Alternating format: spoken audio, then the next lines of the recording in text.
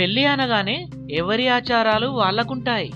ఒక్కో ఊరికి లేక ఒక్కో జిల్లాకి లేదా ఒక్కో రాష్ట్రానికి, ఇలా చూస్తే ఒక్కో దేశానికి కూడా చాలా తేడాలుంటాయి. వాటిల్లో కొన్ని ఎంత వింతగా విడ్డూరంగా ఉంటాయో తెలుసా? మరి అలాంటి వింత ఆచారాల్ని తెలుసుకుందామా?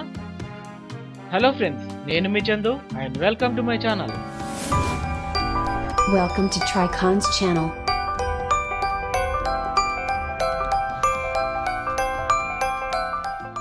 చైనాలోని తుజియా తీగలో ఓ ఆచారం ఉంది. పెళ్లి ఫిక్స్ అవగానే అమ్మాయి ఏడుపు మొదలు పెడుతుంది. రోజు ఉదయాన్నే ఆ పిల్లకు అదే పని.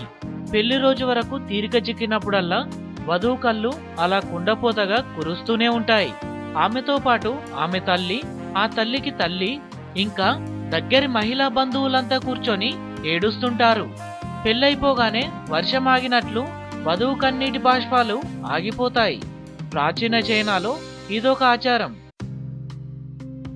స్కాట్లాండ్లోని పెళ్లికి ఒక్కరోజు ముందు వధూవరుల ముఖాలకు నల్లసిర, బొగ్గు పొడి పొలుముతారు. అలా చేస్తే ప్రేతాత్మలు వారి దరి చేరవట. కెన్యాలోని మసాయి తెగలో అప్పగింతలప్పుడు వధువు ముఖం మీద, ఎద మీద ఆమె తండ్రి ఉమ్మి ఊస్తాడు. అది దీవించడమట. ఆ తర్వాత ఆమె వెనక్కి తిరిగి చూడకుండా మెట్టినింటికి వెళ్ళిపోవాలట. ఒకవేళ తల తిప్పి చూస్తే ఆమె శిలగా మారిపోతుందని మసాయి తెగల ప్రజలు నమ్ముతారు. ఫ్రాన్స్లో వధువరుల ఫస్ట్ నైట్ జరుగుతుంటే స్నేహితులు, కుటుంబ సభ్యులు కలిసి ఆ ఫస్ట్ నైట్ జరిగే గది బయట పెద్దగా డ్రమ్స్ కొడుతూ, కర్ణ కఠోరంగా బూరలూత్తూ, చప్పుడొచ్చే వస్తువులను ఎత్తి కొడుతూ నానా బీభత్సం సృష్టిస్తారు. అప్పుడు ఆ నూతన వధువరులు తలుపు తెరుచుకొని బయటకు వచ్చి అక్కడున్న వాళ్ళందరికీ స్వీట్స్ పంచుతారు. ఈ కార్యక్రమాన్ని చిరివరి అంటారు. రొమేనియాలో సరిగ్గా పెళ్లికి ముందు పెళ్లికూతురు ఫ్రెండ్స్ పెళ్లికూతుర్ని ఎత్తుకెళ్తారు. ఓ రహస్య ప్రదేశంలో దాచేస్తారు. అప్పుడు వరుడు రంగంలోకి దిగాలి. వాళ్ళని వీళ్ళను పట్టుకొని వారికి కొన్ని సీసాల మద్యాన్నిచ్చి బంధ విమోచన రుసుంగా చెల్లించి ఒక ప్రణయ గీతాన్ని ఆలపించి వధువును విడిపించుకొని తెచ్చుకోవాలి. చైనాలోని యుగర్ అనే తెగ ఉంది. వరుడు విల్లును ఎక్కుపెట్టి నారిని లాగిపట్టి వధువు గుండెను తాకేలా 3 బాణాలు వదులుతాడు. కంగారు పడకండి, అవేం సూటిగా ఉండే బాణాలు కాదు, శుతిమెత్తగా ఉండే శరాలు.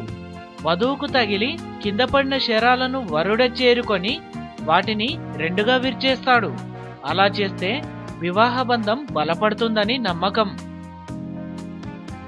నార్త్ ఇండియాలో కొన్ని చోట్ల ఓ ఆచారం ఉంది. పెళ్లింట వరుడి చెప్పులు దొంగిలిస్తారు. 1000 రూపాయల్ని మూల్యంగా చెల్లించుకుంటే తప్ప ఆ చెప్పుల్ని తిరిగివ్వరు. కొరియాలో పెళ్లికొడుకు స్నేహితులు పెళ్లికొడుకు కాళ్లను తాళ్లతో కట్టేసి అతడి పాదాలను కొర్వీనా జాతి చేపతో లేదంటే ఒక బెత్తంతో కొడతారు. అలా చేస్తే ఫస్ట్ నైట్ జరగవలసిన కార్యం కోసం వరుడు రాటుదేలుతాడట. రష్యాలో పెళ్లికి ముందే పెళ్లి కూతుర్ని చూడాలని పెళ్లి కొడుకు ఆశపడితే కొంత డబ్బు చెల్లించాలి. పెళ్లి కూతురు తన ఇంట్లో ఉంటుంది. పెళ్లి కొడుకు అక్కడికి వెళ్లి చూడాలి.